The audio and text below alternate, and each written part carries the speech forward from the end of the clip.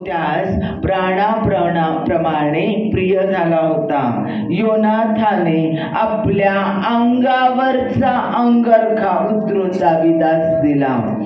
त्याप्रमाणे आपला पेहराव, आपली तलवार, धनुष्य व आपला कमरबंद ही त्याला दिली. खूप छान याच्यामध्ये सांगितलेलं आहे जुन्या करारामध्ये. आता योनाथान आणि दावीद यांच्याबद्दल आपण पाहणार आहोत. योनाथान हा दाविदाचा प्रिय मित्र म्हटला जातो. योनाथानाचं स्थान दाविदाच्या जीवनात आणि योनाथानाच्या जीवनात दाविदाचं स्थान खूप उच्च होतं. योनाथान कोण होता तर योनाथान शाऊलाचा मुलगा होता. शाऊल हा कोण होता तर शाऊल हा इस्रायलचा पहिला राजा होता. लक्षात घ्या, इस्रायल लोकांना मोशेच्या द्वारे परमेश्वराने आणलं बाहेर. मिस्री लोकांतून, बंदीवासातून त्यांना बाहेर आणलं. त्यांना नियमशास्त्र दिले, त्यांचे 12 वंश, अनेक संदेश. पहिले मोशे गेलेल्यानंतर यहोशुवानंतर अनेक संदेष्टे आले. त्या संदेष्टांच्या द्वारे परमेश्वर इस्रायल लोकांना चालवत होता. त्या कनान देशात वचनदत्त देशामध्ये नेल्यानंतर देवाचा आत्मा संदेष्टांच्या द्वारे डायरेक्ट लोकांशी बोलायचा आणि त्यांना चालवायचा. पण दुसऱ्या देशामध्ये, दुसरीकडे सगळ्या ठिकाणी राजे लोक होते. राजे लोक चालवायचे लोकांना.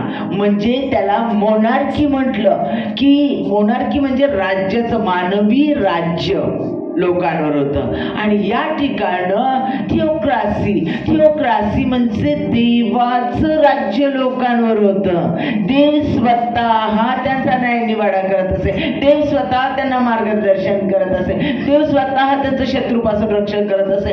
देव त्यांना सांगत असे संदेष्टांच्या द्वारे, हे करा, ते करू नका, ती गोष्ट करा, जा या ठिकाणी, जा तो देश हासिल करा. देव त्यांना चालत होता. देव त्यांचा राजा होता. थिओक्रासी म्हणजे देवाचं राज्य होतं. पण ह्या लोकांनी, इस्रायल लोक, बंडखोर लोक, एका गोष्टीत स्थिर न राहणारे लोक, आणि त्यांनी पाहिलं बाकीच्यांना राजा आहे आणि मग तो राजा कसा शायनिंग मारत येतो, मग कसा तो मोठा येतो आणि त्याचा लवाजमा येतो, त्याचं कसं शाही एंट्री होती, राजशाही एंट्री होती, आणि मग सगळे त्याच्या पुढं पुढं करतात, त्याचे मोठे मोठे चाकर, आणि कसलं रीच आणि श्रीमंत. तसं आम्हाला पण राजा पाहिजे. आणि त्याने सांगितलं, आम्हाला शमूएल संदेष्टा नको आम्हाला चालवणारा, कारण देवाचा आत्मा त्याच्याद्वारे चालवत होता. आम्हाला आमचा राजा दे दे दे. आणि ज्यावेळेला त्या लोकांनी ओरड केली, परमेश्वर म्हटला, ठीक आहे, मी तुम्हाला राजा देतो. आणि मग देवाने त्यांना शाऊल हा राजा म्हणून दिला. देवाने सांगितलं, लक्षात घ्या, मानवी सत्ता, मानवी राज्य, राजा तुम्ही मागितला आहे. आता मानवाची सत्ता तुमच्यावर आली आहे. तो तुमच्यावर दंडली करेल, तो तुमच्यावर शासन करेल, तो त्याची मनमानी करेल, तो तुम्हाला गुलाम बनवेल, पाहिजे तसा मनाप्रमाणे तो तुम्हाला वागवेल. मी काही करू शकत नाही. आणि देवाने शाऊलाला दिलं. तरी देखील शमूएल संदेष्टाने त्याला अभिषेक केला आणि देवाचा आत्मा त्याच्यावर उतरून आला, की देवाचा आत्मा आम्ही दिले, परमेश्वराने दिलेल्या अधिकारी लोकांना देवाचा आत्मा चालवतो. म्हणून आम्ही काय म्हणतो, आमच्या देशाचे पंतप्रधान, आमच्या देशाचे जे अधिकारी, हे जरी आमच्या देशाचे अधिकारी आणि राज्याने पूर्ण पंतप्रधान असले, तर आम्ही प्रार्थना काय करतो, देवाचा आत्मा त्यांना चालवतो. कारण का तर देवाचा आत्मा, अधिकारी हा देवापासून आहे. देव त्याची निवड करतो आणि देव चालवतो. म्हणून आम्ही काय करतो, आमच्या प्रत्येक अधिकाऱ्याचा काय करतो, सन्मान करतो. देवाने आम्हाला शिकवलेलं आहे. म्हणून आम्ही प्रत्येक चर्चेस मध्ये काय करतो, प्रत्येक नेत्यांसाठी आणि प्रत्येक अधिकारी वर्गासाठी उपवास आणि प्रार्थना करतो. बरोबर आहे की नाही? कारण ते आमच्या देशाचं रक्षण करतात, आमच्या देशाला चालवतात. म्हणून त्यांच्यासाठी सबमिसिव्ह राहणं, समर्पित राहणं आणि त्याचा सन्मान करणं. देशातील प्रत्येक, देशातील, राज्यातील, जिल्ह्यातील प्रत्येक अधिकाऱ्याच्या आम्ही अधीन राहतो आणि त्यांचं काय करतो, आम्ही आम्ही सन्मान करतो, कारण हे आम्हाला कोण शिकवतं? बायबल शिकवतं, देवाचं वचन शिकवतं, देवाचा आत्मा शिकवतो. म्हणून त्यांच्या संरक्षणासाठी त्यांना देवाचा आत्मा योग्य मार्गाने चालवावा म्हणून आम्ही सतत आणि सतत आमच्या राजकारणी लोकांसाठी काय करतो? प्रार्थना आणि उपवास करतो. कारण हे देवाचा आत्मा, येशू ख्रिस्ताचा आत्मा आम्हाला शिकवतो आणि म्हणून आपण ते करतो. बरोबर आहे. शाऊल देखील चालवत होता देवाच्या आत्म्याच्या द्वारे. त्याचा अभिषेक शमूएलाने केला होता, देवाचा संदेष्टा. परंतु हा शाऊल शेवटी मनमानी करायला लागला, वाईटल तसा वागायला लागला. तो देवाचा अधिकार जुमाननं तो कमी करायला लागला आणि शमूएलाचा तो संदेष्टा जो होता त्याचं ऐकेनासा झाला. आणि हे सगळं योनाथान त्याचा मुलगा पाहत होता. हे लक्षात घ्या, मानवी नियमानुसार राजाचा मुलगा कोण? राजकुमार. आणि मग पुढचा भावी राजा कोण? त्याचा मुलगा. बरोबर आहे. हे असं पूर्वी फार खूप आधीपासून चालत आलेलं होतं. आणि म्हणून तो आता योनाथान हा पुढचा राजा होणार, तो राजकुमार आहे. लक्षात घ्या, शाऊलाला सगळेजण घाबरत होते. सॉल या राजाला सगळे घाबरत होते, सगळे त्याला सन्मान देत होते. आणि सॉल कसा वागतो, देवाचा आज्ञा कसा भंग केली त्याने, शमूएलाचं कसं ऐकलं नाही, हे सगळं योनाथान पाहत होता. योनाथान हा शाऊलाचा मुलगा होता आणि देवाचा आत्मा त्याला चालवत होता. देवाचे नियम, विधी, परमेश्वराच्या योजना जाणून तो होता. कारण तो देवाच्या सानिध्यात राहणारा, आपल्या बापावर अतिशय प्रेम करणारा, इस्रायल लोकांवर अतिशय प्रेम करणारा असा हा योनाथान होता. त्याने पाहिलं होतं, त्याने ऐकलं होतं की आपल्या बापाला जसा अभिषेक झालाय तसाच अभिषेक दाविदालाही झालेला आहे. कारण ज्या वेळेला शाऊल मनमानी करायला लागला, परमेश्वराचा अवमान करायला लागला, संदेष्टा शमूएलाचा अवमान करायला लागला, त्यावेळेला परमेश्वरला त्याचा तिटकारा आला आणि सैतानाचा आत्मा शाऊलाला चालायला लागला, त्याला त्रास द्यायला लागला. आणि अशा परिस्थितीमध्ये दावीद हा जो मेंढवाड्यामध्ये रानामध्ये मेंढर चारणारा सुकुमार, नुकतंच तारुण्यात पदार्पण केलेला, देवाने शाऊलाच्या जागेवर त्याची निवड केली. म्हणजे त्याला परमेश्वराने बाजूला करायचं ठरवलं, त्याला काढलं नाही त्या जागेवरून, पण त्याच्या जागेवर पुढचा राजा म्हणून दाविदाला अभिषेक केला. आणि हा अभिषेक केला त्यावेळेला फक्त दावीद आणि शमूएल होता, दोघच जण होते. फक्त त्याच्या आई वडिलांना ते माहिती होतं, आई बापाला सांगितलेलं होतं आणि जेसीला ते माहिती होतं. आणि त्या दाविदावर अभिषेक करण्यात आला. हा दावीद स्तवन करणारा, परमेश्वराच्या सानिध्यात राहणारा, परमेश्वराला जाणणारा होता. त्याचा अभिषेक झाला तरी त्यानं कधी कुणाला गवगवा केला नाही. त्यानं सांगितलं नाही माझा अभिषेक झाला, मी पुढचा राजा होणार आहे, बिलकुल सांगितलं नाही. तो शांत राहिला. देवाचा आत्मा तेव्हापासून त्याला चालवत होता. तो काही बोलला नाही, तो नम्र राहिला, तो शांत राहिला, तो अजिबात कुणाला बोलला नाही. हे सगळं योनाथान पाहत होता.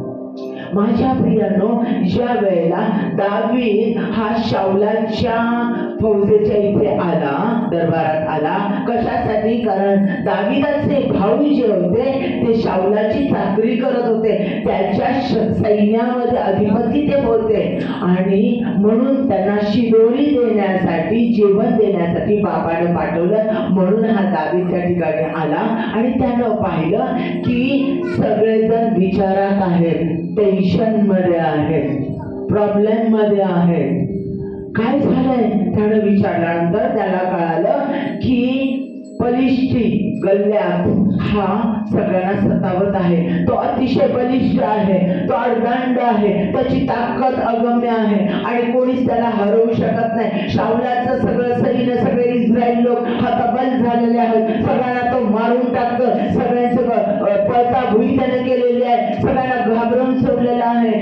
ज्या वेळेला त्याला कळलं की माझे इस्रायल लोक, माझे बाबत, माझे सगळे लोक विचारात पडले, घाबरले आणि शाऊल देखील घाबरलेला. कोण जाईल आता गल्लाताला तुडवून टाकेल, कोण जाईल? शाऊल विचारत होता. लक्षात घ्या मी काय बोलते. शाऊल हा राजा होता. कुणाचा रक्षण करणार? राजा कशासाठी असतो? प्रजेचं रक्षण संरक्षण करण्यासाठी असतो, त्यांच्या गरजा पुरवण्यासाठी असतो आणि त्यांना योग्य मार्गाने, नीतिमत्वाच्या मार्गाने चालवून देशाचा विकास करण्यासाठी राजा असतो. लक्षात घ्या, राजा आपला प्राण देखील आपल्या प्रजेसाठी द्यायला तयार असतो. बरोबर आहे ना? म्हणून आपण त्याला राजा म्हणतो ना. आणि हा शाऊल जो होता तो वाट पाहत होता, कोण गल्लाताला जाऊन त्या बलिष्ठाला जाऊन मारेल, कोण विजय मिळवून देईल. घाबरलेला होता आणि विचारत होता कोण जाणार, कोण जाईल आणि त्याचा नाश करेल. कारण सैन्य हरलेलं होतं, सैन्य त्याचा नाश करू शकत नव्हतं कारण तो बलिष्ठ होता. दाविदानं हे पाहिलं, सुकुमार तरुण, त्यानं हे पाहिलं आणि तो म्हटला मी जातो आणि मी जाऊन त्या गल्लाताचा नाश करतो. आणि तो म्हटले की तू एवढा लहान सुकुमार आणि तू कसा जाशील? तो इतका बलिष्ठ. आणि तो म्हटला मी जातो, माझ्या परमेश्वरावर माझा विश्वास आहे. कारण राण्यामध्ये मेंढरं राखत असताना मी परमेश्वराच्या नावानं सिंहाला आणि अस्वलाला फाडलेला आहे. गुप्तपणे त्याचा तो विजय येशू ख्रिस्ताच्या परमेश्वराच्या या यावेच्या नावामध्ये त्याने जो विजय गुप्तपणे मिळवलेला होता त्यावर त्याचा विश्वास होता. त्याला माहिती होतं त्याच्या संधी लढणारा त्याचा देव दाविदाचा देव. दाविदाला माहिती होतं माझ्या संधी माझा देव आहे आणि माझा देव अशक्य गोष्टी शक्य करणार आहे, शत्रूला पायदळी तुडवणार आहे. तो माझी ताकद आहे, तो माझं सामर्थ्य हे त्याला माहित होतं आणि म्हणून तो निघाला. शाऊलाने सांगितलं माझी शस्त्र सामुग्री घे. तो म्हटला नाही.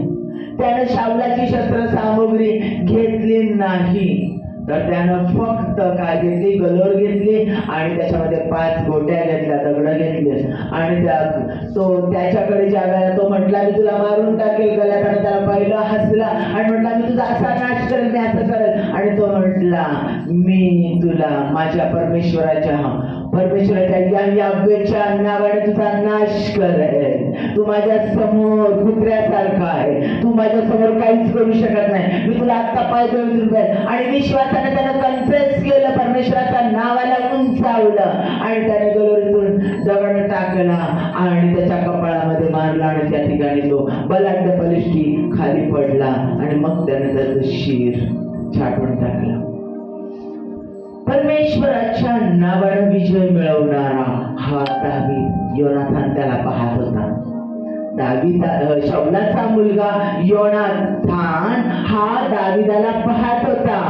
लक्षात घ्या, ज्या वेळेला सैतान शाऊलाला म्हणजे राजाला सैतान त्रास देत होता अशुद्ध शक्तीच्या द्वारे, असह्य व्हायचा, अस्वस्थ व्हायचा, चवताळायचा, त्यावेळेला दाविदाला बोलवलं जायचं आणि दावीद दशतंतू वाद्य वाजून परमेश्वराचं स्तवन करीत असे.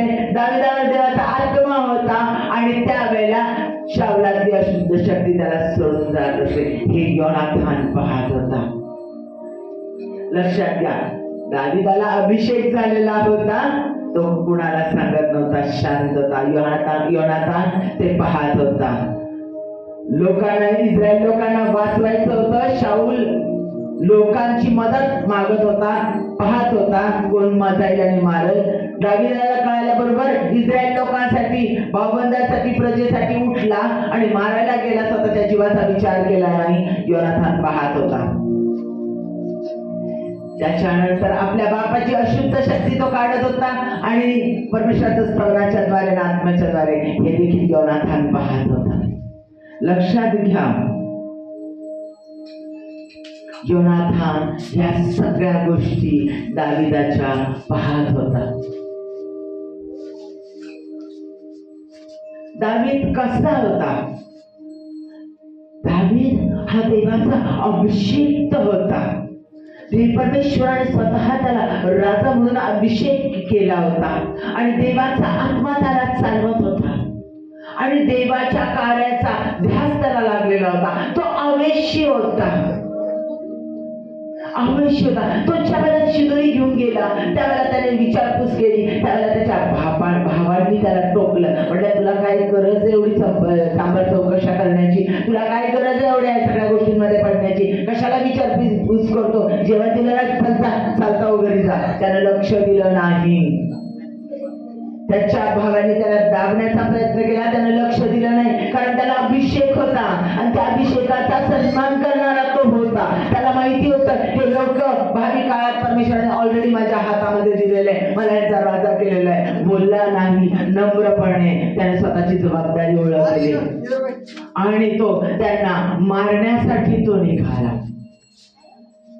त्या गल्ल्याथाला मारण्यासाठी तो बिना शस्त्रांचा फक्त गल्लोळ घेऊन तो निघाला. माझ्या प्रियानो, सैतानाचा नाश करण्यासाठी विश्वासानं दावीद पुढे गेला. तो आवेशी होता, तो देवाची वाणी ऐकणारा होता, देव जे सांगल ते ऐकणारा होता. त्याचा विश्वास देवावर होता. त्याला माहिती होतं माझ्यासाठी लढणारा माझा परमेश्वर आहे. देवाचं सामर्थ्य तो जाणून होता. परमेश्वर एल एलोहिम आहे. परमेश्वर जेव्हा निसी आहे, विजयाचा झेंडा आहे, जेव्हा शालम आहे, त्याला माहिती होतं. तो परमेश्वराला पूर्ण ओळखत होता, कारण दावीद परमेश्वरासंगती गुप्त समय अरण्यात घालवत होता. त्याच्या स्तवनामध्ये, त्याच्या वचनामध्ये, त्याच्या प्रार्थनेमध्ये तो वेळ सदैव घालवत होता. आणि म्हणून दावीद त्याच्या लोकांसाठी पुढे गेला. दावीद स्तवन करणारा होता. त्याला स्तवनाचं सामर्थ्य माहिती होतं की परमेश्वर स्तवनात उतरून येतो,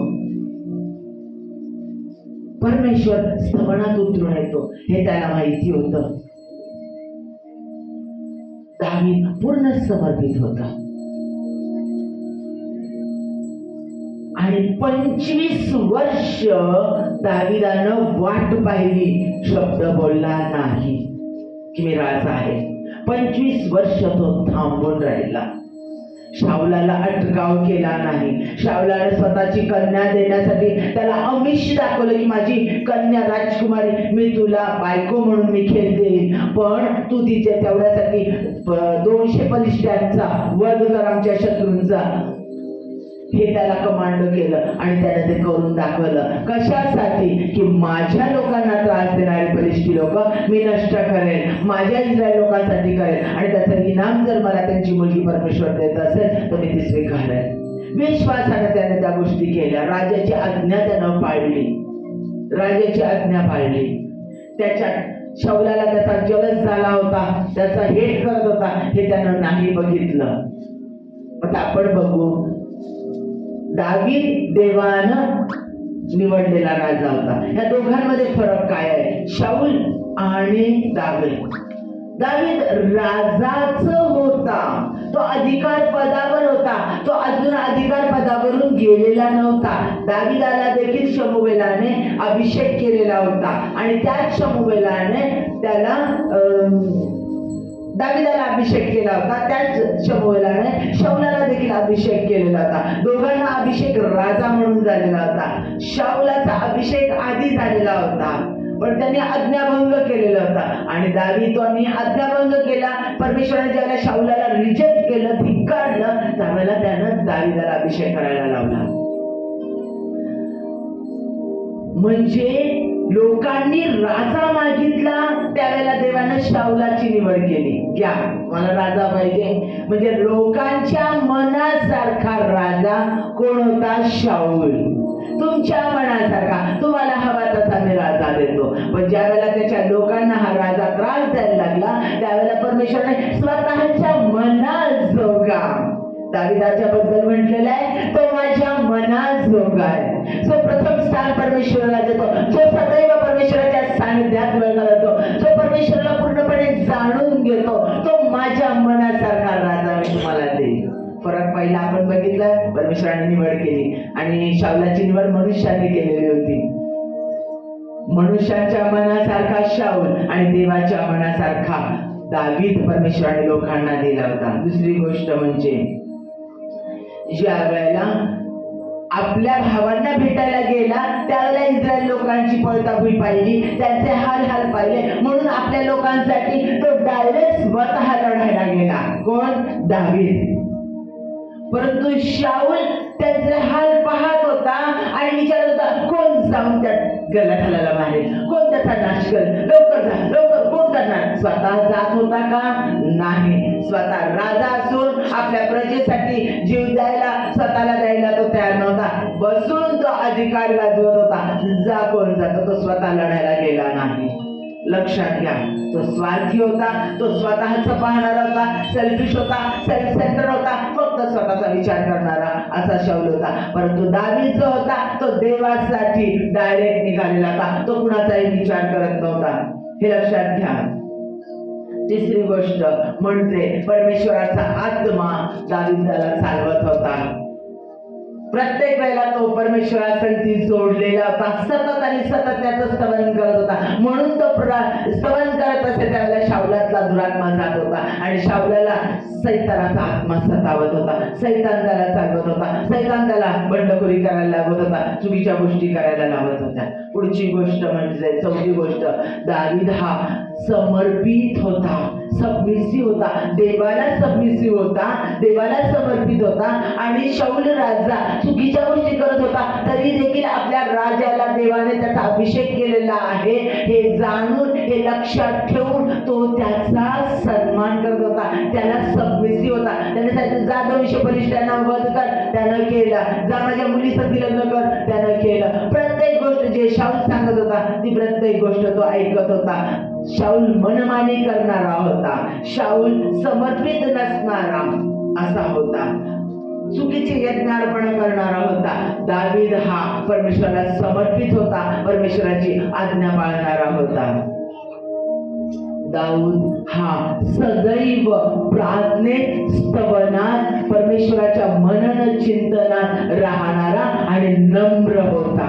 ज्यावेळेला आम्ही देवामध्ये वेळ घालवतो त्यावेळेला आम्ही देवाच्या योजना पूर्ण करण्यासाठी प्रयत्न करतो, त्यावेळेला आम्ही नम्र होतो, त्यावेळेला आम्ही गवगवा करत नाही, आमचा मोठेपणा आम्ही गिरवत नाही. पण ज्या वेळेला आम्ही आमचा स्वतःचा विचार करतो, आमची सत्ता ज्या वेळेला आमच्या डोक्यात जाते, ज्यावेळेला आम्ही सत्तेचा, आमच्या अधिकाराचा विचार करतो, त्यावेळेला आम्ही दुसऱ्यांचा विचार करत नाही. आम्ही फक्त आमचा सेल्फ सेंटर बनतो आणि सेल्फिश बनतो. आम्ही फक्त मला पैसा हवा, मला मोठेपणा हवा, मी मी मी मी मी मी आणि माझ्यासाठी मी माझ्या स्वतःच्या प्रगतीत, माझ्या स्वतःच्या पुढे जाण्यामध्ये, माझ्या परिवाराच्या पुढे जाण्यामध्ये जो आडवा येईल त्याला खलास करेल, त्याला मी तोडून टाकेल, त्याला मी पायदळी तोडून. हे काय होतं? सत्ता डोक्यात शिरणं. आणि शाऊल सत्ता त्याच्या डोक्यात, खुर्ची त्याच्या डोक्यात शिरलेली होती, अधिकार त्याच्या डोक्यात होता, म्हणून तो दुष्टपणाने अरेरावीपणे वागत होता. आणि तो दाविदाच्या पाठीमाग हात धुवून लागला होता. दाविदाला जरी तो त्याचा जावई असला तरी दाविदाला मारून टाकावयास तो टपलेला होता. लक्षात घ्या, सुडाने, ईर्षेनं, रागानं, द्वेषानं, कॉम्पिटिशननं तो पेटलेला होता. बायका गाणं गाताना म्हणत होत्या, शाऊलाने 1000 मारले, दाविदाने 10,000 मारले. म्हणजे शाऊलापेक्षा दावीद शूर आहे म्हणून दाविदाचा जय जयकार केला. आणि हे ज्या वेळेला शाऊलानं ऐकलं त्यावेळेला तो चिडून उठला, कारण त्याच्यामध्ये ईर्ष्या झालेली होती. मी राजा आहे, तो कोण? मेंढपाळात राहणारा मेंढवर, माझ्या हाताखालचा, मी सांगल ते करणारा, मी सांगल हे कर ते कर, माझा अधिकार, माझ्या अधिकाराखाली राहणारा. आणि त्याला माझ्यापेक्षा श्रेष्ठ स्थान कसं काय देत आहे? माझ्यापेक्षा तो उत्तम कार्य करू शकतो असं म्हणून तुम्ही त्याचा गुणगौरव का करता? ईर्ष्येने पेटला आणि त्याचा नाश करण्यासाठी नको त्या वाईट गोष्टी करायला लागला. आणि ज्या वेळेला आमच्या डोक्यात सत्ता जाते, आमच्या डोक्यामध्ये अहंकार जातो, सूड भावना येते, त्यावेळेला असे सैतानाचे अनेक लोक आम्हाला येऊन मिळतात आणि ते वाईट गोष्टी करण्यासाठी, वाईट योजना आखण्यासाठी, देवाच्या लोकांना त्रास देण्यासाठी, देवाच्या लोकांचा नाश करण्यासाठी असे लोक अजून त्यांना मदत करतात, अजून मदत करतात, अजून सपोर्ट करतात. कारण ते नाशासाठी ठेवलेले असतात. सैतान त्यांना नाशाकडे नेतो, कारण सैतानाला माहिती आहे की ही देवाचीच निर्मिती. हे लोक आज रागाने पेटलेले, सुडाने पेटलेले, ते देखील देवाने निर्माण केलेले आहेत. आणि देवाच्याच लोकांना मारण्यासाठी, त्रास देण्यासाठी आपण ह्यांचा वापर करू म्हणजे ह्यांचाही नाश होईल आणि त्यांचाही नाश होईल. हे सैतान करतो. हे सैतान करतो. आणि सैतानाला अलाव कोणी केलं होतं? सैतानाला स्वतःच्या जीवनात वाव कोणी दिला होता? करण्यास संधी कोणी दिली होती? शाऊलानं दिली होती. शाऊलाने सैतानाच्या योजना पूर्ण करायला धावत होता आणि दावीद हा देवाच्या योजना पुढे करण्यासाठी धावत होता. दावीद हा ट्रस्टवर्दी होता, विश्वासास पात्र होता. शाऊल विश्वासघात करणारा होता. स्वतःची मुलगी मिखेल त्याला करून दिली बायको दावीदाला, आणि ज्यावेळेला ते दोघं पती पत्नी झोपले त्यावेळेला त्याचा घात करण्यासाठी, त्याला मारून टाकण्यासाठी त्याने लोक पाठवले, दुष्ट लोक पाठवले जे त्याला मारून टाकावायला गेले होते. पण मिखेलला ते माहिती होतं की माझ्या नवऱ्याला दावीदाला मारून टाकणार आहे, म्हणून मिखेलने त्या ठिकाणी दुसरंच काहीतरी ठेवलं उशाने, त्याच्यामुळे त्याचा घात करू शकले नाही आणि तिनं दावीदाला वाचवलं. त्याला पळून जायला लागलं. तू पळून जा. प्रत्येक ठिकाणी शाऊल दावीदाच्या पाठीमाग त्याचा नाश करायला टपला होता. का? कारण पुढचा राजा म्हणून देवाने त्याचा अभिषेक केलेला होता. जरी त्याने सांगितलं नव्हतं, शाऊलाला दावीदाने सांगितलं नव्हतं, पण सैतानाला माहिती होतं परमेश्वराने कुणाला निवडलेलं आहे आणि कुणाला पुढच्या कार्यासाठी परमेश्वराने तयार केलेलं आहे आणि तयार करत आहे. त्यावेळेला सैतानच्या लोकांच्या पाठीमाग हात धुवून लागतो आणि म्हणून सैतान शाऊलाला दावीदाचा नाश करण्यासाठी पाठवत होता. लक्षात घ्या, दावीदानं त्याचा अभिषेक केलाय, त्याला राजा बनवलाय, त्याला अधिकार दिलेला आहे. याचा गर्व केला नाही, याचा गौरव केली नाही, याची वाच्यता केली नाही, हे प्रसादित केलं नाही. पण शाऊल तो गर्व झालेला होता. त्याला मी राजा आहे, मी हे करू शकतो, मी ते करू शकतो, मी वाटेल ते करू शकतो, माझ्या हातात सत्ता आहे, मी पाहिजे त्याला वागवू शकतो. जो माझी हंजी करेल, जो माझ्या पायाजवळ येईल, जो माझी मनमानी करेल, त्याला मी पाहिजे तसं वागवाय, त्याला मी उच्च स्थानावर ठेवेल. पण जो देवाच्या योजनेनुसार चालेल आणि जो माझ्यापेक्षा वरचढ होईल त्याला मी नष्ट करेल, त्याला मी उद्ध्वस्त करेल. सुडानं पेटला होता आणि ईर्ष्यानं पेटला होता, राग भरलेला होता, गर्व आणि अहंकार त्याच्यामध्ये होता. तर दावीदामध्ये नम्रता होती. दावीद ज्यावेळेला राजा झाला त्यावेळेला दावीदाने दावीदपुरी स्थापन केली यरूशलेम, आणि दावीदाने लोकांचं स्वतः त्या ठिकाणी इस्रायल लोकांचं राष्ट्र प्रस्थापित करून दिलं, त्यांना स्थैर्य प्राप्त करून दिलं, स्थिरता आणि शांती प्राप्त करून दिली. तर ह्या शाऊलानं सगळीकडे अराजकता माजवली, अशांती, भीतीचं वातावरण करून ठेवलं होतं. ज्या वेळेला सैतान चालवतो त्यावेळेला दहशतीचं वातावरण, खोटेपणाचं वातावरण, खोट्या घाण गोष्टी करण्याचं वातावरण निर्माण होतं. सरळ सरळ कारभार करणं, सरळ सरळ गोष्टी करणं निघून जातं. लक्षात घ्या, ज्या वेळेला अधिकार येतो, सैतान ज्या वेळेला तो अधिकार चालवतो, सैतानाचा आत्मा ज्या वेळेला त्या लोकांना चालवतो, देवानं निवडलेल्या लोकांना ज्यावेळेला सैतान चालवायला लागतो त्यावेळेला ते लोक चुकीच्या गोष्टी करतात, नको त्या वाईट गोष्टी करतात. परमेश्वराच्या योजना आणि परमेश्वराचे लोक यांना ते उद्ध्वस्त करतात आणि सैतानाच्या नाशाच्या योजना, उद्ध्वस्त करणाऱ्या योजना पूर्णत्वास करण्यासाठी सर्व चुकीच्या गोष्टी ते करतात.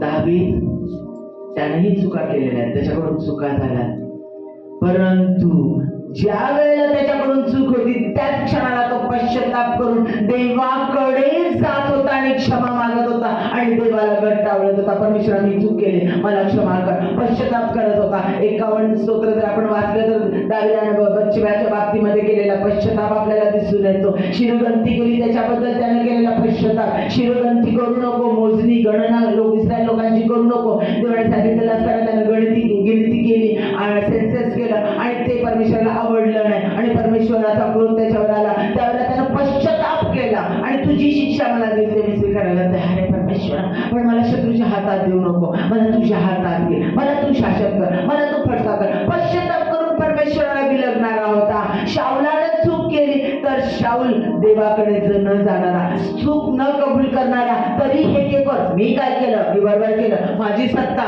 मला जे हवं ते मी केलं, मला योग्य वाटतं ते मी केलं, तो मनमानी करणारा होता. स्वतः केलं तेच योग्य आहे असा त्याचा विश्वास होता. कारण सैतानाचा आत्मा चालवत होता त्याला. ज्या वेळेला अयोग्य गोष्टी आम्ही केलेल्या, त्याच्यात आम्हाला चुका दिसत नाही, आम्हाला पश्चातापी अंतःकरण प्राप्त होत नाही की मी चूक केली, मी क्षमा मागावं, परमेश्वराकडे जावं आणि या गोष्टी मी करू नये परत, हे ज्या वेळेला आमच्या अंतःकरणात विचार येत नाही त्यावेळेला सैतान चालवतो. मी केलेलंच बरोबर आहे, मी योग्य केलेलं. शाऊल असा होता, मी करतो ते बरोबर, आणि म्हणून शाऊलाने देवाच्या सामर्थ्याच्या विरुद्ध असणाऱ्या, देवाच्या पवित्रतेच्या विरुद्ध असणाऱ्या गोष्टी केल्या. म्हणजे शाऊलाने शमूएलाचा आत्मा बोलवण्यासाठी तो चेटकिनीकडे गेला. शाऊल देवाचा अभिषिक्त होता तो, आणि तरी देखील त्यानं परमेश्वराच्या आज्ञा पाळल्या नाही, म्हणून सैतानाचा आत्मा त्याला चालवायला लागला. आणि तो देवाच्या सेवकाला जो झोपलेला आहे, जो मरण पावलेला आहे, त्याचा आत्मा बोलून की आता देव मला शत्रूंचा पाडाव करेल का, देव माझ्या संगतीत चालेल का, प्लीज मला सांग शमूएला. त्याचा आत्मा बोलवला त्याने. सगळ्यात महापातक त्यानं केलं. शमूएलाने सांगितलं, आजच तू आणि तुझी लेकरं मरणार आहे, तू केलेल्या सगळ्या पातकाचं शासन तुला प्राप्त होणार आहे, शत्रू तुझा घात करणार आहे. माझ्या प्रियानं, दावीद अभिषेकाचा सन्मान करणारा आणि अभिषिक्त दासांचा सन्मान करणारा होता. 2 वेळेला दावीदाच्या हातामध्ये शाऊलाला परमेश्वराने दिलंय. लक्षात घ्या, शाऊल सैन्य घेऊन दावीदाच्या पाठीमागे लागला होता मारून टाकण्यासाठी.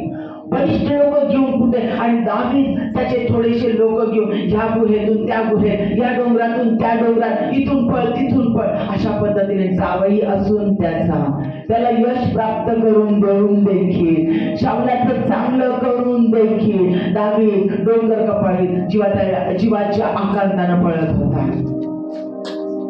तो राजा झालेला आहे हे स्वतःला माहिती असताना देखील. आणि मग देवानं 2 वेळेला शाऊलाला त्याच्या हातात दिलं. शाऊल असा झोपलेला, आणि तिथं तो त्याचा वध करू शकत होता. तो त्याच्या जवळ गेला, त्याच्या वस्त्राची गुंडी जी आहे ती त्यानं कापली आणि लांब जाऊन उभं राहिला आणि त्याला म्हटलं, शाऊला उठ, तुझं सैन्य देखील तुझं संरक्षण करू शकत नाही, देवाने मला तुझ्या हातात दिलेलं होतं, बघ तुझ्या वस्त्राची गुंडा माझ्या हातामध्ये आहे, हा माझ्या हातामध्ये, मी तुला मारू शकलो असतो, देवाने मला तुझ्या हातात तुला माझ्या हातात दिलं होतं, पण मी तुला मारलं नाही, कारण तू अभिषिक्त दास आहे, मी तुझ्यावर हात उगारला नाही, उगारणार नाही. प्रियानो, तो त्याला मारून टाकवायला टपलेला होता. एकदा त्याच्या मुलीनं वाचवलं दावीदाला, स्वतःच्या बायकोनं वाचवलं मिखेलनं, शाऊलाच्या मुलीनं वाचवलं. त्यानं पाहिलं, त्याला माहितीये आपला सासरा आपल्या मागे लागला, आपला राजा आपल्या मागे लागलाय, तरी त्या अभिषिक्ताला त्यानं काय केलं नाही, खलास केलं नाही, मारून टाकलं नाही. दुसऱ्या वेळेला परत परमेश्वराने त्याला त्याच्या हातात दिला, त्यावेळेला देखील त्यानं मारलं नाही. म्हटला दावीद, म्हटला, बघ शाऊला, परत दुसऱ्यांदा परमेश्वराने मला तुझ्या हातात, तुला माझ्या हातात दिलं, तुला मारून टाकण्यासाठी देवाने माझ्या हातात दिलं, पण मी मारलं नाही, कारण माझ्या परमेश्वराचा या यज्ञाचा तुला अभिषेक झालाय, म्हणून मी तुझा नाश केला नाही, तू हरला माझ्यासमोर, पण तरी देखील मी तुला उचलून धरलास, कारण तुला देवाने त्या स्थानावर ठेवलंय, म्हणून मी तुझा सन्मान केला. म्हणजे दावीद अभिषेकाचा सन्मान करणारा आणि स्वतःला जो अभिषेक झालेला आहे त्या अभिषेकाचा सन्मान करणारा होता. आणि शाऊल सैतान त्याला चालवत होता, तो अभिषेक केलेला होता देवाचा, तरी देखील ज्या वेळेला त्याने सैतानाच्या योजना पूर्ण करण्यात गेला, देवाचा लोकांचा तिटकारा केला आणि तो अभिषेकाच्या मागे लागला. दावीद हा अभिषिक्त होता, तो ज्या वेळेला स्तवन करत असेल त्याला पवित्र आत्मा ज्याद्वारे शाऊलाचे इव्हिल स्पिरिट निघून जात होते, हा अनुभव शाऊल घेत होता.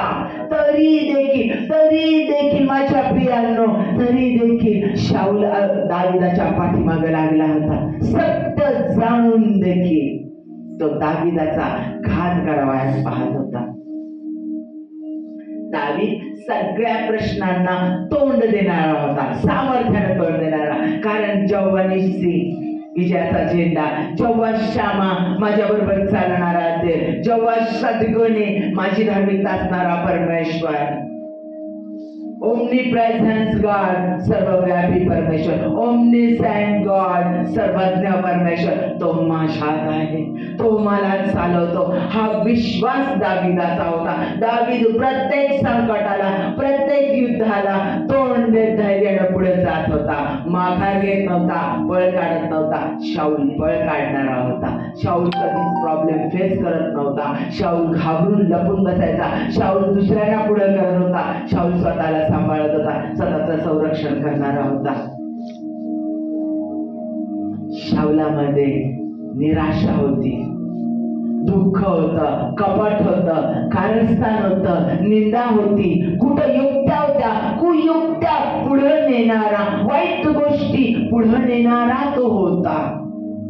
दावीद सत्याच्या मार्गाने चालणारा होता.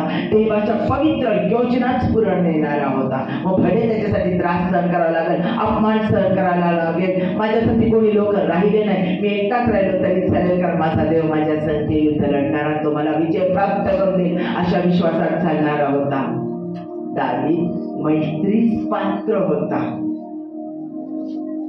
मैत्री करण्यासाठी पात्र होता. जो त्याची मैत्री करेल त्याच्यासाठी तो विश्वासू राहील, त्याचं संरक्षण करेल, त्याचा सांभाळ करेल आणि एकनिष्ठ राहील, शेवटपर्यंत साथ सोडणार नाही, असा दावीद होता. हे योनाथान शाऊलाचा मुलगा जाणून होता.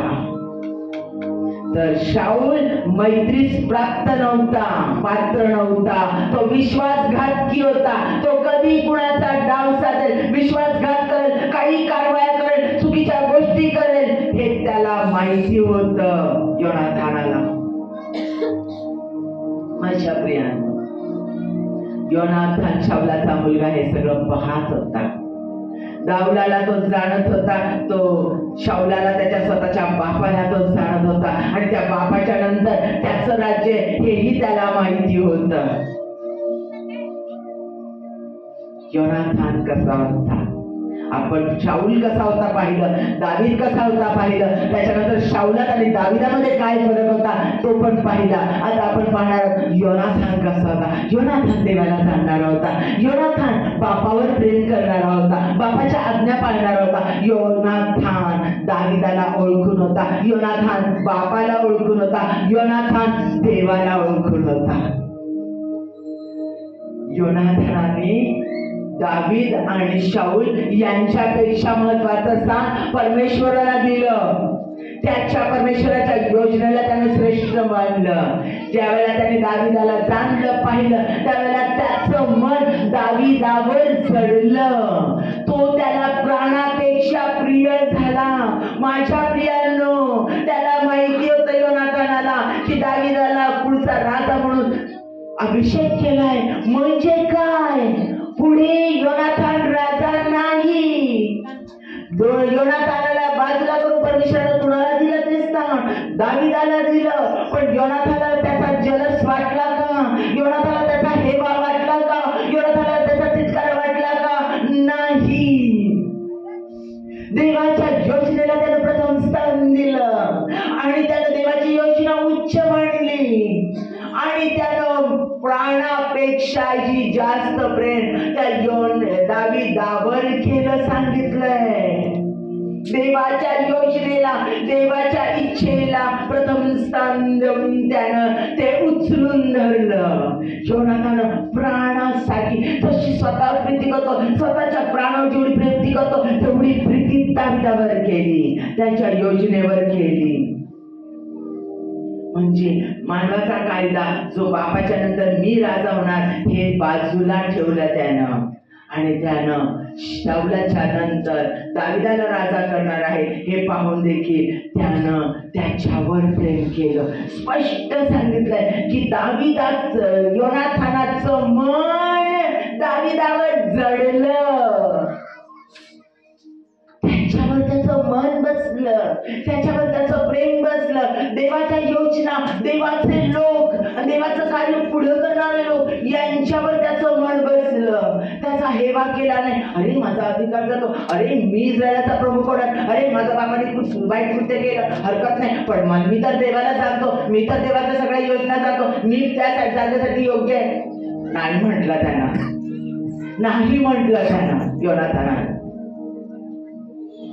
त्यानं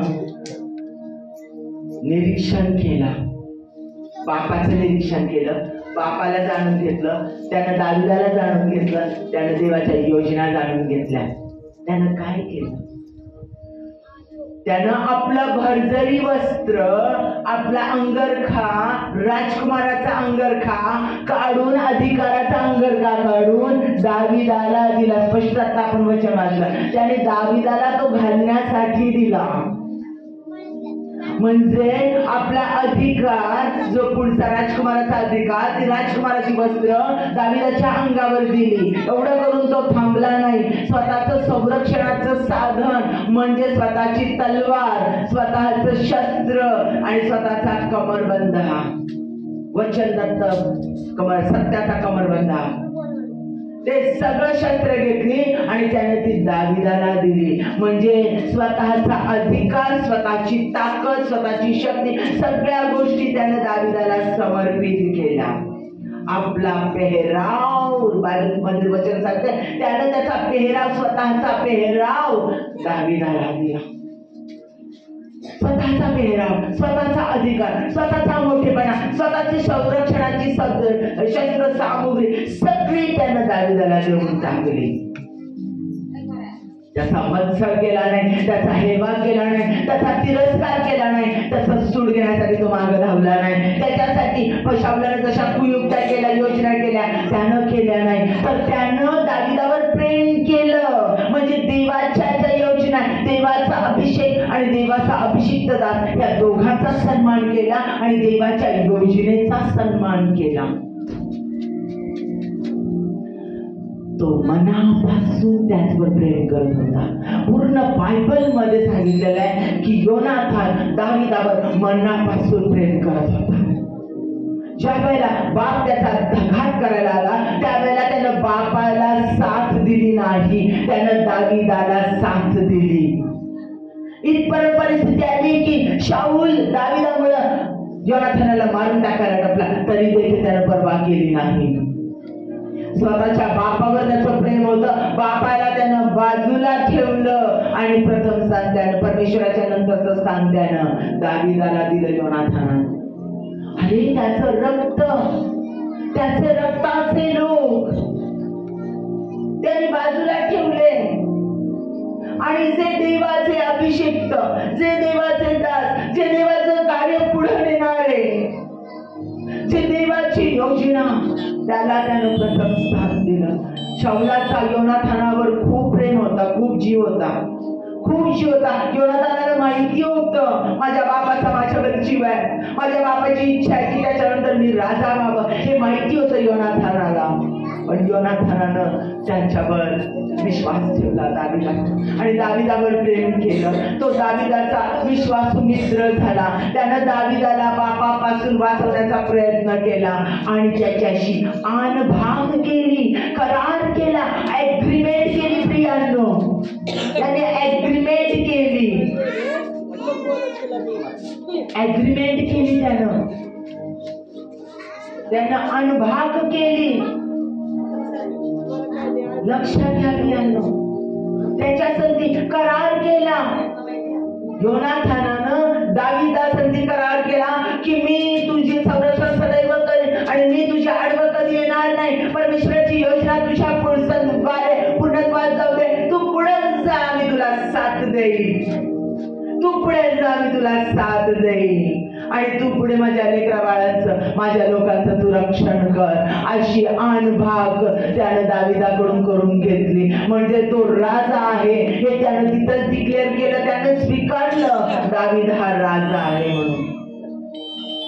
योनाथान देवावर प्रेम करत होता म्हणून त्यानं दाविदावर प्रेम केलं. योनाथान देवावर प्रेम करत होता, देवाला जाणून होता म्हणून त्यानं दाविदाला वाचवलं आणि दाविदावर प्रेम केलं. दाविदाला स्वतःच्या प्राणापेक्षा अधिक महत्व दिलं आणि दाविदाला सपोर्ट केला पुढे जाण्यासाठी. तो देवासाठी आणि दाविदासाठी समर्पित राहिला. योनाथान स्वतःला उंचावलं नाही, त्यानं दाविदाला उंचावलं. देवाचा अभिषिक्त दास त्याला उंचावलं, देवाच्या योजना पूर्ण करणारा त्याला उंचावलं, त्याच्या लोकांचं रक्षण, राज्याचं रक्षण करणारा, देशाचं रक्षण करणारा त्याला त्यानं उंचावलं. योनाथान याचा अर्थ आहे गिफ्ट फ्रॉम गॉड, परमेश्वराकडून मिळालेला आशीर्वाद, परमेश्वराकडून मिळालेली बक्षीस.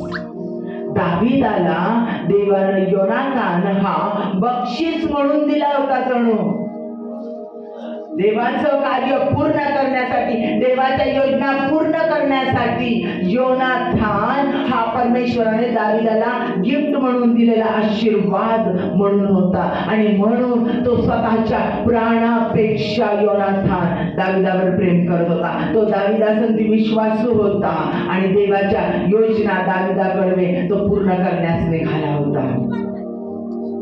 स्वतःचे अधिकार आणि स्वतःचं सर्वस्व, वर्चस्व, उच्च स्थान सगळं त्यानं दाविदाला दिलेलं होतं. लक्षात घ्या माझ्या प्रिया, आज ते आमच्याशी बोलत आहे, आमच्याशी बोलत आहे. शाऊल कसा होता परत आपण बघणार आहोत. शाऊल कसा होता देव आज आमच्याशी बोलत आहे. 3 व्यक्तिमत्वांच्या द्वारे, शाऊलाच्या द्वारे, दाविदाच्या द्वारे आणि योनाथानाच्या द्वारे. आणि देव तुम्हाला विचारत आहे, तू कोण आहेस? तू कोण आहे? तुला परमेश्वराने कोणत्या योजनेसाठी उभं केलेलं आहे? तू कोणत्या वाटा निवडशील? तू काय करत आहे? ऐकणाऱ्या प्रत्येक व्यक्तीने जागवा, ऐकणाऱ्या प्रत्येक व्यक्तीने जागवा, मी कोण आहे, मी काय करत आहे. शाऊल कसा होता? अहंकारी होता, मीपणा जपणारा होता, सुडबुद्धीनं पेटलेला होता. सत्ता, अधिकार हातात आले, पैसा हातात आला, सगळं बळ हातात आलं, सगळ्या उत्तम गोष्टी हातात आल्या म्हणून त्याचा वापर करणारा, वाईट वापर करणारा होता. त्याचा वाईट वापर करणारा होता, दुसऱ्यांचा नाश करणारा होता, देवाचं न मानणारा होता, देवासाठी अविश्वासू होता, देवाच्या योजना पुढे न नेणारा होता, सेल्फ सेंटर होता, सेल्फिश होता. त्याच्या हातात सत्ता दिलेली होती, त्याच्या देशाचं, त्याच्या लोकांचं रक्षण करणारा असं त्यानं व्हायला पाहिजे होतं, तर तो त्याचं रक्षण करणारा झाला नाही. अशांती निर्माण करणारा, दहशत निर्माण करणारा, सूडबुद्धीला पेटलेला, चुकीच्या मार्गाने जाऊन चुकीच्या गोष्टी करून त्याच्या सत्तेमध्ये वाटेल ते करणारा. माझी सत्ता गेली चालेल, पण त्याच्या आधी मी देवाच्या लोकांचा नाश करेल, त्याला पायदळी तुडवेल, त्यांचं खच्चीकरण करेल आणि देवाच्या योजना पुढे जाऊ नये देणार. अशा पद्धतीने तो सूड भावनेनं, दुष्टाईनं पेटलेला होता. कारण देवाच्या आत्म्यानं त्याचा साथ सोडला होता. देवाचा आत्मा बायबलमध्ये स्पष्ट सांगतं, देवाचा आत्मा शाऊलाला सोडून निघून गेला आणि सैतानाचा आत्मा त्याला त्रास देऊ लागला. ज्या वेळेला सैतानाचा आत्मा त्रास देऊ लागतो लोकांना, त्यावेळेला ते देवाच्या लोकांना त्रास देतात आणि कपट योजना, वाईट गोष्टी करायला लागतात. मग आज आम्ही ते आहोत का? घरात अशांती निर्माण करणारे आहोत का? चर्चमध्ये अशांती निर्माण करणारे आहोत का? आमच्या शेतावर, आमच्या परिसरात, आमच्या कामामध्ये, आम्ही ज्या ठिकाणी राहतो त्या ठिकाणी, आम्ही ज्या ठिकाणी कामावर जातो त्या ठिकाणी आम्ही अशांती निर्माण करणारे आहोत का? का आम्ही शांती निर्माण करणारे आहोत? आम्ही कसे आहोत? देवाचा आत्मा आम्हाला विचारता, आम्ही शाऊलासारखे आहोत? दावीद कसा होता? दावीद देवाचा अभिषिक्त दास होता, तो नम्र होता, तो लीन होता. त्याला माहिती होतं की त्याला राजा म्हणून परमेश्वराने अभिषेक केलेला आहे, त्याला अधिकार दिलेला आहे. 25 वर्ष त्याने वाट पाहिली माझ्या प्रियांनो, त्याने त्याचा अधिकार दाखवला नाही, तो मगरूर झाला नाही. तो देवाला जाणणारा होता, देव त्याच्यामध्ये जेव्हा निसी, जेव्हा रोहे, जेव्हा रावा, जेव्हा कोणी परमेश्वर सामर्थ्याचा देव त्याच्यामध्ये आहे ह्याची त्याला जाणीव होती आणि सामर्थ्याने तो प्रत्येक परिस्थितीला, प्रत्येक संकटाला तोंड देऊन पुढे जाणार होता. देवाचं कार्य पुढे नेणार होता, देवाच्या योजना पुढे नेणार होता. तरी तो नम्र होता. तो सदैव स्तवन करीत असे आणि तो सदैव देवाला उंचावत असे आणि तो देवाच्या लोकांचं रक्षण करत होता. देवांच्या लोकांसाठी तो झटत होता. तो स्वतःला उंचावत नव्हता. तो देवाच्या कार्याला आधी प्रथम स्थान देत होता. 25 वर्ष त्यानं वाट पाहिली. अभिषेक मिळाला म्हणून त्याने ते हासिल केलं नाही. त्यानं अभिषेकाचा शत्रू त्याच्या हातात दिलेत, पायाजवळ आणले. ते शत्रू क्षमा मागतायत, पण तरी देखील त्याने त्या शत्रूचा नाश केला नाही. त्या शत्रूला तुडवलं नाही, त्या शत्रूला कमी लेखलं नाही. त्या अभिषेकाचा, शाऊलाचा त्यानं सन्मान केला. त्या शाऊलाचा त्याने सन्मान केला, त्याला उचलून धरलं. माझ्या प्रियांनो, देव त्याचा सेवक म्हणून आम्हाला निवडतो, त्याची सेविका म्हणून आम्हाला निवडतो. येशू ख्रिस्त आमच्या अंतःकरणात येतो, आम्ही त्याला आमचा तारणारा देव म्हणून स्वीकारतो. मग आम्ही त्याच्या लोकांवर प्रेम करतो का? त्याच्या लोकांना उचलून धरतो का? त्याच्या लोकांना साथ देतो का? त्याचं कार्य, परमेश्वराचं कार्य पुढे नेण्यासाठी एकजुटीनं आम्ही उभं राहतो का? आमच्या पास्टरांना आम्ही ते स्थान देतो का? आमच्या पास्टरांना आम्ही सपोर्ट करतो का? आमच्या पास्टरांच्या एका शब्दावर आम्ही धावून जातो का? होय, ही एकटी व्यक्ती, हे कुटुंब देवाच्या कार्यासाठी धावताय, वाईट स्थितीतून जात आहे, यांना सपोर्ट करणारे कोण नाही. आपण त्यांना सपोर्ट करू, आपण एकजूट होऊन आपण लोकांमध्ये देवाचं कार्य करू. आम्ही करतो का? सपोर्ट देतो का? आम्ही देवाच्या लोकांचं संरक्षण करण्यासाठी उभं राहतो का? आम्ही धावतो का? माझ्या सर्वस्वानं काय केलं योनाथानानं? स्वतःचं सर्वस्व दिलं. माझ्या प्रियांनो, ज्या वेळेला देव आम्हाला निवडतो, आम्ही नम्र राहतो का? आम्ही लीन होतो का? आम्ही आमचा स्वतःच्या श्रेष्ठत्वाचा, देवाचा अनॉइंटिंग माझ्यावर आहे आणि देवाने मला, मी त्याचा, मी येशू ख्रिस्ताची, मी येशू ख्रिस्ताला स्वीकारले. आम्ही ना त्या लोकांमध्ये नाही मिसळणार. ते लोक आमचे नाही आहेत, त्या लोकांमध्ये आम्ही नाही जाणार. ते लोक तुच्छ आहेत, ते घाण आहेत. आम्ही श्रेष्ठ आहोत, आम्ही उत्तम आहोत. अरे बाबा, आम्हाला चालत नाही, आम्हाला असं चालत नाही, आम्हाला तसं चालत नाही. अरे, ते निर्माण केलेले देवाचेच लोक आहेत सगळे. जगातले सगळे A to Z लोक परमेश्वराचे, येशू ख्रिस्ताचे आहेत. तो धर्म स्थापन करण्यासाठी आलेला नाहीये. कुठेही बायबलमध्ये दिलं नाही तो धर्म स्थापन करण्यासाठी आलेला आहे म्हणून, कुठेही सांगितलेलं नाहीये. कुठेही सांगितलं नाही तो धर्म स्थापन करण्यासाठी आलाय म्हणून. मग जर तो या जगामध्ये आलेला आहे आणि त्यानं आम्हाला निवडलेला, तर तो स्वतः नम्र होता. आम्ही तसे नम्र आहोत का? आम्ही तसे लीन आहोत का? ते त्याचे सगळे लोक आहेत, त्या लोकांवर आम्ही मनापासून प्रेम करत आहोत का? त्यांना तुच्छ लेखतो? नाही, ते आमचे लोक नाही. अहो, पण ते देवाने निर्माण केलेले लोक आहेत. त्यांना गरज आहे. आज ते ऍक्सिडेंट झालेला आहे, आज त्यांच्या घरात आजार आहेत, आज ते शेवटच्या घटिकेवर आहे. माझ्यामध्ये देवाचं सामर्थ्य आहे, मी त्यांच्यासाठी 3 दिवसाचे उपवास प्रार्थना करायला केलंय. त्यांचा पोरगा दारू पितो, पडू दे, कधी ते सुधारायचं ते पोरग. त्याला सांगितलं होतं देवाच्या वचनामध्ये, पण ऐकलं नाही. पडू दे, मरू दे तिकडं, त्याच्यातच ऐकत नाही. त्याला आपण काय करणार? का? करा ना प्रार्थना, सतत आणि सतत प्रार्थना करा त्यांच्यासाठी. अश्रू गाळा. ते देवाचे लोक आहे, देवाची निर्मिती आहे. सोडू नका, त्यांच्यावर प्रेम करा. ते खूप वाईट आहे, ते खूप घाण शिवाय देतात, ते आम्हाला खूप वाईट बोलतात, तरी करा प्रार्थना त्यांच्यासाठी. थांबू नका.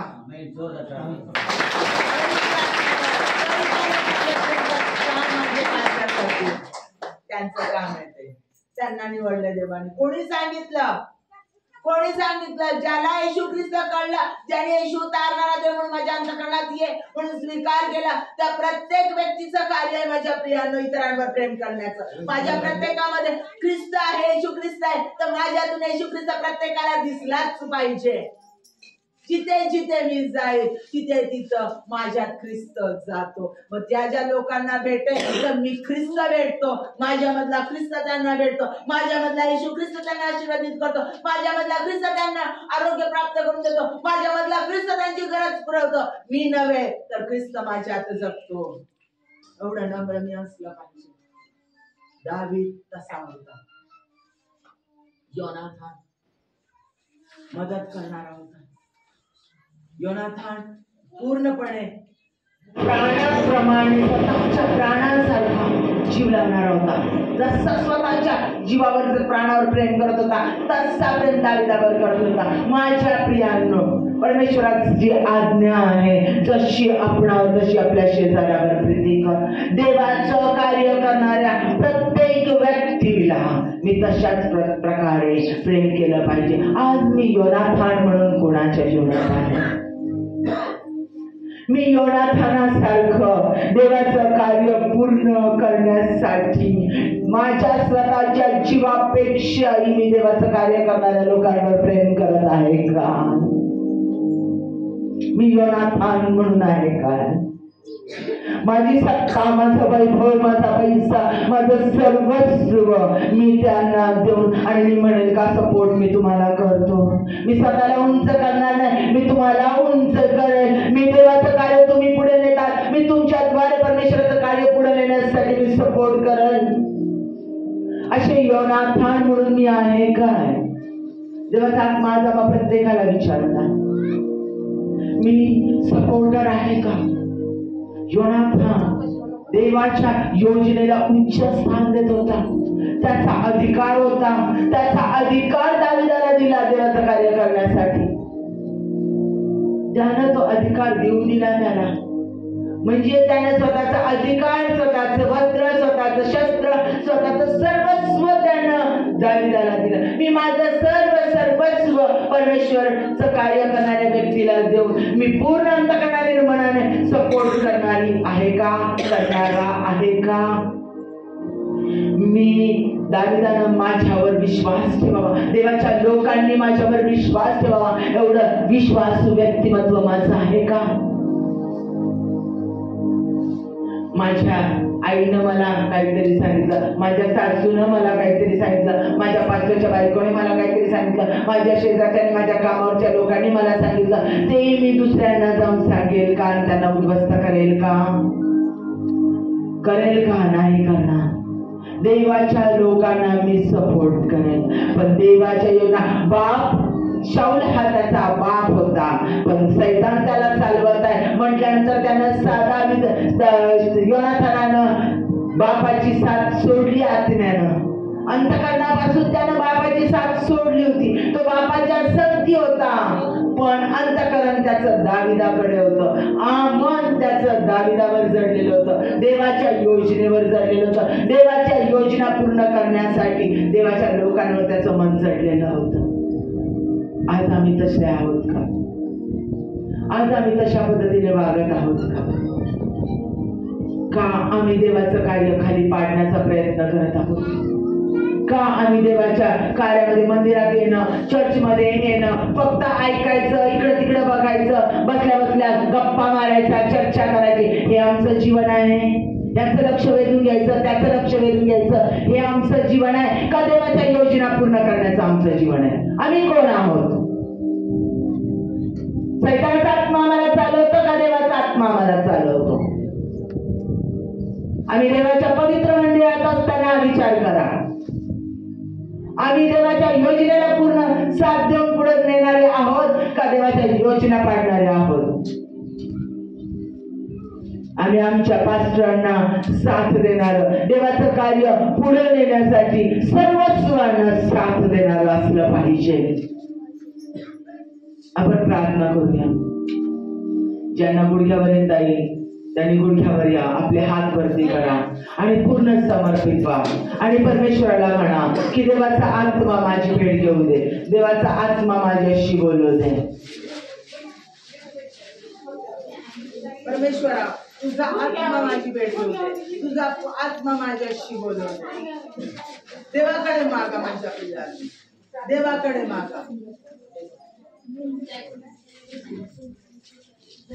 देवाचा आत्मा परमेश्वराकडे मागा. परमेश्वर, तुझा आत्मा मला चालवू दे, तुझी योजना माझ्या जीवनात पूर्णत्वास बाज जाऊ दे. मागा परमेश्वराकडे. परमेश्वरा, माझी भेट घे. येशू ख्रिस्ता माझ्याशी बोल. येशू ख्रिस्ता माझं जीवन बदलून टाक. माझं बाह्य स्वरूप कसं असू दे मला घेणं नाही. तुझा आत्मा माझ्याशी बोलू दे.